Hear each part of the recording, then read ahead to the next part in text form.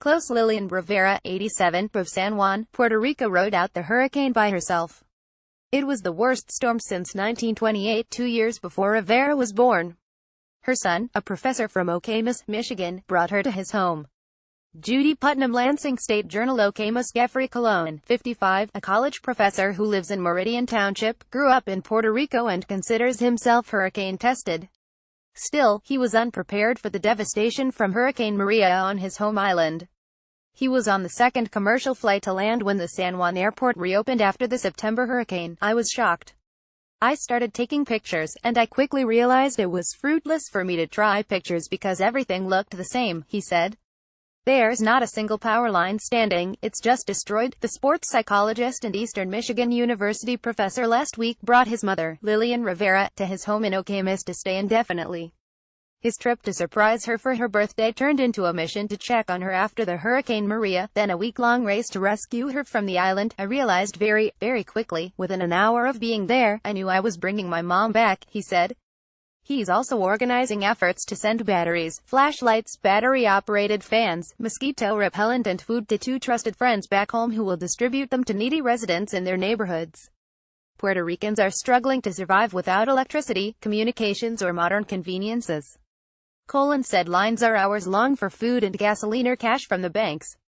Colon was there for Hurricane Hugo in 1989, considered borderline between categories 3 and 4. Maria was a 4, on the verge of being a 5, the worst possible, when it struck the island. Related nearly 3 weeks after Hurricane Maria, distributing aid across Puerto Rico is a mess this time. The damage was different, far worse than he imagined. He told friends to picture the movie set of a big-budget Hollywood film capturing an environmental catastrophe. I've watched the news coverage, but it was Colon's first-hand account that has me understanding the danger to Puerto Ricans, U.S. citizens, fighting to survive the devastation. He said the news coverage isn't capturing the scale of the disaster, and President Trump's visit downplayed it. Devastation from Hurricane Maria near San Juan, Puerto Rico. Photo courtesy of Logan Woods. Relief efforts have been stymied by the devastation to the island's infrastructure. The death toll is at 45. Most of the island remains without electricity and about half of the population doesn't have drinkable water. Besides those problems, Colon said residents have to fear crime with people being mugged for water. The governor of Puerto Rico on Monday sent a letter to Congress saying there's a basic needs crisis. I caught up with Colon and his mother last week as Lillian Rivera finished an aerobics class at the Meridian Senior Center. Her 3-bedroom concrete home in San Juan was in good shape, but daily activities, eating, drinking and sleeping with air conditioning, was a supreme struggle.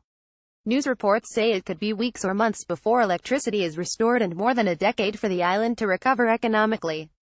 Close. On the scene of hurricane-ravaged Puerto Rico.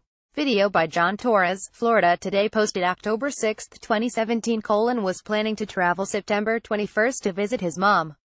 But the hurricane hit September 20. His trip was delayed a day. The airport terminal was darkened without power when he finally arrived on September 22 for an 8-day stay. Facing a 6 p.m. curfew the day he arrived, he found a taxi to take him to a tourist area and walked for 2 hours before finding a hotel.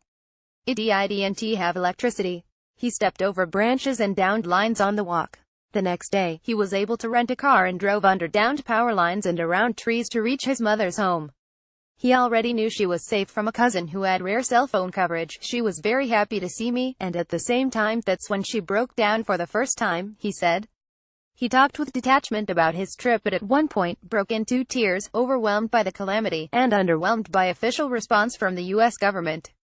Rivera, a retired English professor and kindergarten teacher who worked in New York City for 15 years, talked about her hours in the dark alone in fear, waiting for the hurricane to pass. It was the worst hurricane since San Felipe in 1928, 2 years before she was born. It was horrible. It was horrible because everything was dark during the hurricane. It was dark and there was the rush of wind, coming and howling, she said. For a month, her life was consumed by hurricane preparations and cleanup, starting with Hurricane Irma, which caused a power outage. A cousin helped arrange her flight home. Basic needs were a struggle. You know what I missed the most? A glass of cold water, she said. Colon is asking for care packages, which can be sent via U.S. Postal Service's large flat-rate priority mail. Boxes are free at the post office and cost up to $18 to ship up to 70 pounds. Needed items are batteries, AAA, AA, C, D, dry and canned goods, non-pressurized mosquito repellent, flashlights, candles and battery-operated fans and TODR. Angel Rodriguez Calle Calderon de la Barca W346 Herb.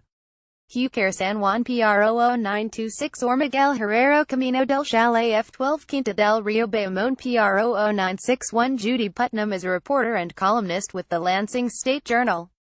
Contact her at 517-267-1304 or at jputnam@lsj.com. Follow her on Twitter at Judy Putnam. Read or share this story http://lsj.com/ikvipg.